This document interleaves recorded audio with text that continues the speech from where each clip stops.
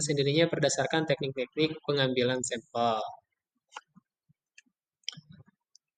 Selanjutnya, macam teknik pengambilan sampel. Untuk menentukan sampel dalam penelitian, terdapat berbagai teknik pengambilan sampel yang digunakan. Teknik sampling berdasarkan adanya randomisasi, yakni pengambilan subjek secara acak dari kumpulannya dapat dikelompokkan menjadi dua, yaitu sampling non-probabilitas dan sampling probabilitas. Yang termasuk ke dalam kelompok probabilitas, sampling antara lain simple random sampling, proportionate stratified random sampling, disproportionate stratified random sampling, dan area atau cluster sampling. Disebut juga dengan sampling menurut daerah. Sedangkan yang termasuk dalam jenis non-probabilitas sampling antara lain sampling sistematis, sampling kuota, sampling aksidental, purposive sampling, sampling jenuh, dan snowball sampling.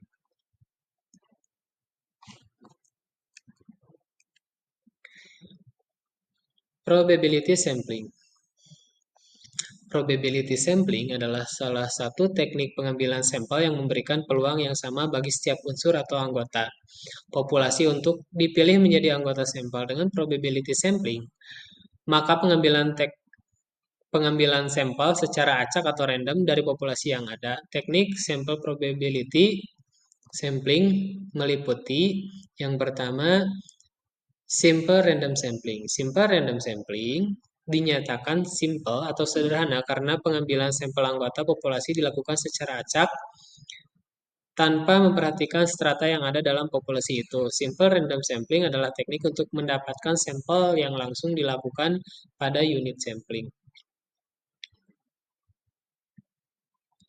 Maka setiap unit sampling sebagai unsur populasi yang terpencil memperoleh peluang yang sama untuk menjadi sampel atau mewakili populasinya. Cara tersebut dilakukan bila anggota populasi dianggap homogen. Kemudian yang kedua, proportionate stratified random sampling. Biasa digunakan pada populasi yang mempunyai susunan bertingkat atau berlapis-lapis. Teknik ini digunakan bila populasi mempunyai anggota atau unsur yang tidak homogen dan berstrata secara proporsional. Kemudian yang ketiga, disproportionate stratified random sampling. Digunakan untuk menentukan jumlah sampel bila populasinya berstrata atau kurang proporsional. Kemudian, cluster sampling atau area sampling. Cluster sampling atau area sampling juga cluster random sampling. Teknik pengambilan sampel ini digunakan bila mana populasi tidak terdiri dari individu-individu, melainkan terdiri dari kelompok-kelompok individu atau cluster. Teknik sampling daerah digunakan untuk menentukan sampel bila objek yang akan diteliti atau sumber data sangat luas. Unit elementer merupakan individu-individu yang mempunyai atribut-atribut yang akan dipelajari dalam survei. Kumpulan dari unit elementer ini merupakan populasi. Unit elementer contohnya usaha pabrik, tani, firma, dokter, pengusaha, dan lainnya. Ada kalanya dari sampel yang diinginkan adalah kelompok kecil dari unit elementer. Tiap teknik sampling mencoba mengelompokkan unit elementer ini dalam kelompok kecil, di mana unit elementer masih heterogen, dinamakan klaster sampingan. Nah, kemudian ada non-probability sampling. Non-probability sampling adalah salah satu teknik pengambilan sampel yang tidak memberikan peluang atau kesempatan yang sama bagi setiap unsur atau anggota populasi untuk dipilih menjadi sampel. Jenis teknik sampling ini antara lain adalah yang pertama sampling sistematis, systematic sampling. Sampling sistematis adalah teknik penentuan sampel berdasarkan urutan dari anggota populasi yang telah diberi nomor urut.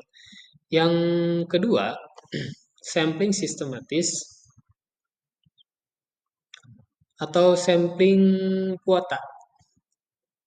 Sampling kuota adalah teknik menentukan sampel dari populasi yang mempunyai ciri-ciri tertentu sampai jumlah kuota diinginkan. Teknik ini jumlah populasi tidak diperhitungkan, akan tetapi diklasifikasikan dalam beberapa kelompok. Sampel diambil dengan memberikan jatah atau quorum tertentu terhadap kelompok, pengumpulan data dilakukan langsung pada unit sampling. Kemudian yang ketiga, sampling aksidental.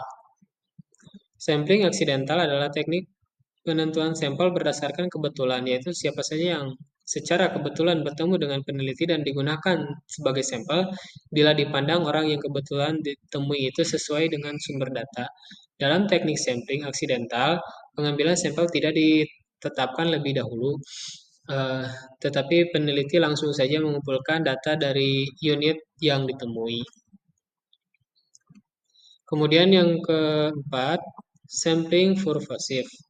Sampling purposive adalah teknik penentuan sampel dengan pertimbangan tertentu. Pemilihan kelompok subjek dalam purposive sampling didasarkan atas ciri-ciri tertentu yang dipandang mempunyai sangkut paut yang erat dengan ciri-ciri populasi yang sudah diketahui sebelumnya. Maka dengan kata lain, unit sampel yang dihubungkan sesuai dengan kriteria-kriteria tertentu yang diterapkan berdasarkan tujuan penelitian atau permasalahan penelitian. Kemudian yang kelima, sampling jenuh. Sampling jenuh adalah teknik penelitian sampel bila semua anggota populasi digunakan sebagai sampel. Hal ini sering dilakukan bila jumlah populasinya relatif kurang dari 30 orang. Sampel jenuh disebut juga dengan istilah sensus, di mana semua anggota populasi dijadikan sampel. Kemudian yang terakhir, yang keenam, snowball sampling. Snowball sampling adalah teknik pengambilan sampel yang awal mula jumlahnya kecil. Kemudian sampel ini disuruh memilih teman-temannya untuk dijadikan sampel. Dan begitu seterusnya, sehingga jumlah sampel makin lama makin banyak. Ibaratkan sebuah bola salju yang menggelinding. Makin lama semakin besar. Pada penelitian kualitatif banyak menggunakan sampel purposive dan snowball.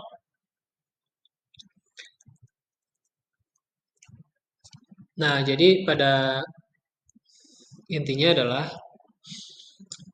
kesimpulannya pengumpulan pengertian teknik sampling adalah teknik pengambilan sampel dari populasi sampel yang merupakan sebagian dari populasi tersebut, kemudian diteliti dan hasil penelitian atau kesimpulan kemudian dikenakan pada populasi atau generalisasi. Tujuan dari survei sampling adalah untuk mengadakan estimasi dan menguji hipotesis tentang parameter populasi dengan menggunakan keterangan-keterangan yang diperoleh dari sampel. Secara umum ada dua jenis teknik pengambilan sampel, yaitu sampel acak atau random sampling yang dikenal juga sebagai probability sampling, dan sampel tidak acak atau non-random sampling yang dikenal juga sebagai non-probability sampling. Pemilihan teknik pengambilan sampel harus berdasarkan dua hal, yaitu reliabilitas dan efisiensi.